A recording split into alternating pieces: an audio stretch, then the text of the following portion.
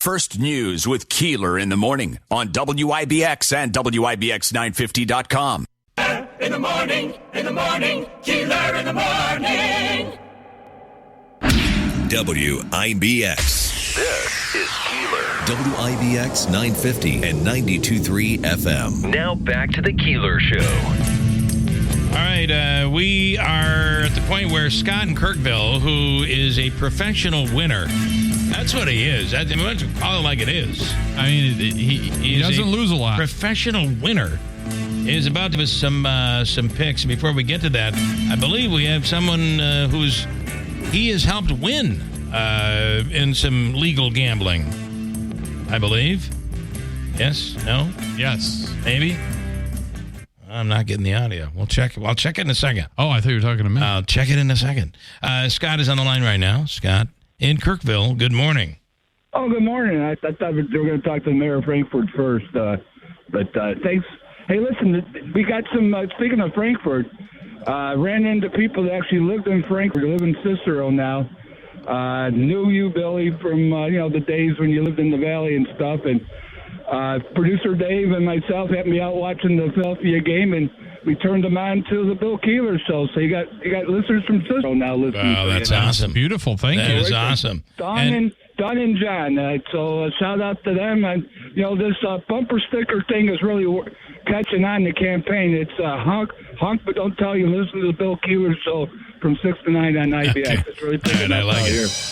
Listen, your picks have made their way all the way to Albany, where people are winning. With your picks from Albany, listen to this. This is Governor Kathy Hochul.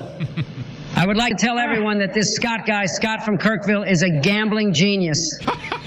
He's a professional. So listen to his picks and make some money this weekend. All right. There you go. Boom. That's a little hee-haw humor, huh? Way to go. I'm just saying. Is it a horse joke? Hey, by the way, speaking of jokes, I guys listen to Charlemagne at all? Charlemagne the God from the Breakfast Club? Yeah.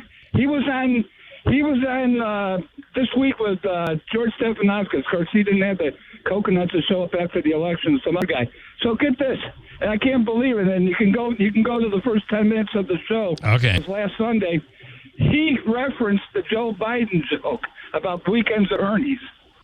He says he's heard the jokes about Joe Biden being Bernie at the weekends of Bernie's. Oh, he did. I didn't see that. Because Charlemagne heard it from here.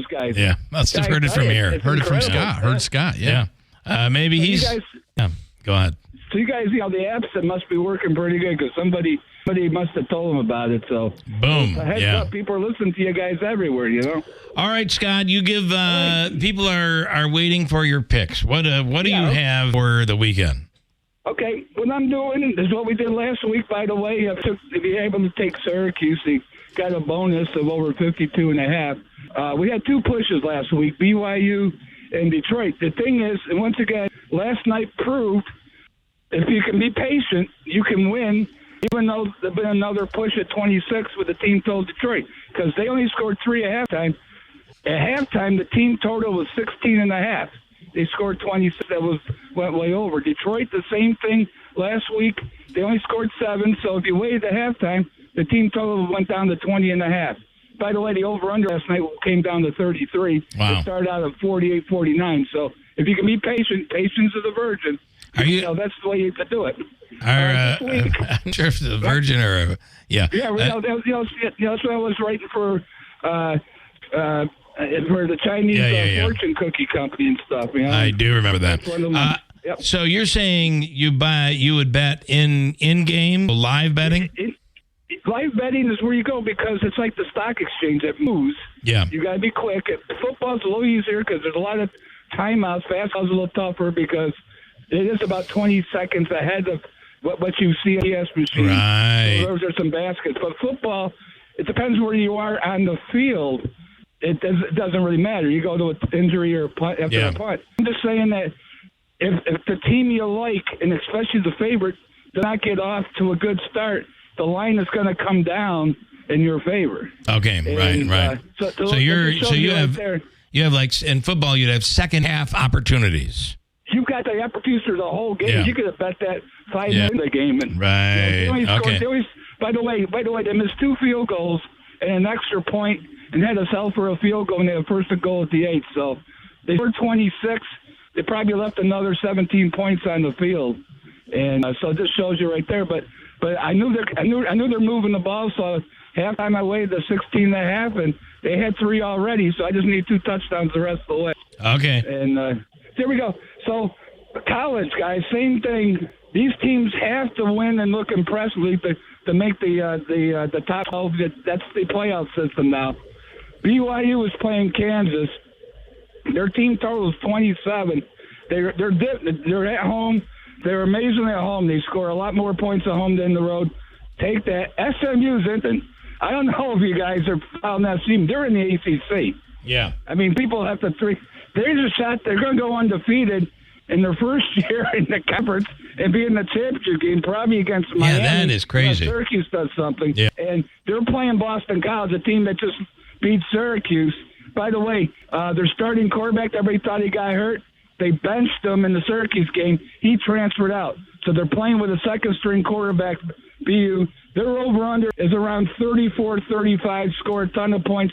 So look at the SMU team total there. And here's the one I don't like. But, hey, Colorado, if they win out, they're going to be in the championship of the Big 12, Big 12, and the shot to go to the playoffs, which if you watch the game against Texas Tech, the fix is in. I've never seen so more outrageous official calls against one team. Texas Tech, they want them. Their over-under is only 24-25, playing at home against Utah that lost a demoralizing game to Brigham Young last week. I don't know if they're even going to show up. So that the pros, my Dolphins, which I didn't realize Michigan State Kathy is a fan of. I know Christine was. If they can't score this week, they're never going to score. They're playing the Raiders at 1 o'clock. So once again, coast team comes east, loses 3 hours, humidity. Their team total is only around the 25-point mark. If they can't at least put 27 the Raiders, then all that money is for the wide receivers. So you think the over on that one? I love the over. Okay, and then you got your Buffalo Bills against Kansas City. Low over-under when these two teams played. The line's only 46. Go back and look every team that probably played. It's in the 50s. Yeah, but the only thing I say is I don't think Kansas City is the offensive powerhouse that they have been. They're not. It's weird because Buffalo and Kansas City are now methodical thumpers now. They want 10, 12 plays. I'm looking at Buffalo last week. Buffalo, yeah. Buffalo's running the ball a lot. Exactly. Now, their team total is only 24 right now. All right. So at home, 24. Take them. And my boys from Detroit, they've been playing on the road. They're playing Jacksonville. Their team total is around 27, 28. They're playing at home. They threw 5 interceptions, by the way, Sunday night. If you watched it, I can't believe they lost that game. Or won that game. Yeah. And so they're at home. I think they want to get golf healthy. Last time I think they played at home, they scored 52 points against Tennessee. So take the over in that one. Those teams in college have to win to be impressive. And the 3 pros, I think Buffalo's got to keep winning. Detroit's home field advantage throughout the playoffs. And my Miami, Michigan State, Miami, Christie, Miami, it's about time they explode with those offensive guys. Last question for you. Do you pay any attention to the Tyson fight tonight? If the 58-year-old are against, how old's the other guy? 24, 25, yeah, something like that. I keep thinking it's Rocky 6. Remember when they took on as an exhibition? Yeah. How many rounds is this thing supposed to go that goes the distance? 8 rounds. 8 rounds? Yeah. If it's a round thing, if this thing goes past 5 without one of them, kind of nothing happening. Yeah, I agree. Yeah. Okay. All right. But that's by the way, guys, real quick, democracy costs money. I know if you followed it, Oprah Winfrey got $1 million for the interview with Harris. Bruce Springsteen got $17 million. Beyonce got $10 million. If you were doting into that campaign, your nickels and dimes, your $20 and $30, and it goes to these millionaires. They're supposed to be anti-Trump to throw out democracy and stuff and get paid. God love it, man. I tell you. Here's $1 billion they went through. The last went through $1 billion. They're $20 million in the hole, and those guys are going to want to run the country. God love him. Here's the governor to talk. This is Governor Kathy Hochul. Thank you, Scott from Kirkville. I've already placed my bet on the over. Thank you. Go Syracuse. Go Mike Tyson. She's going for Tyson. She's all over it. All I know is she better open up a lemonade stand to pay for her mandated school bus, because I don't think President Trump's going to help her for $450,000 a bus. Scott, you have a wonderful weekend, man. Thank you. You guys take care now, and Producer Dave, enjoy your day off, and maybe run you over the weekend. Okay. All right. Thank you. Scott in Kirkville. If you were able to maneuver through all of that, you find the bats and you pull them out of there, you could actually make money. Make some money. He makes money every It's worth week. the wait. It's worth the wait. I hope so. You gotta put enough on it. You gotta put enough on it to make for a win.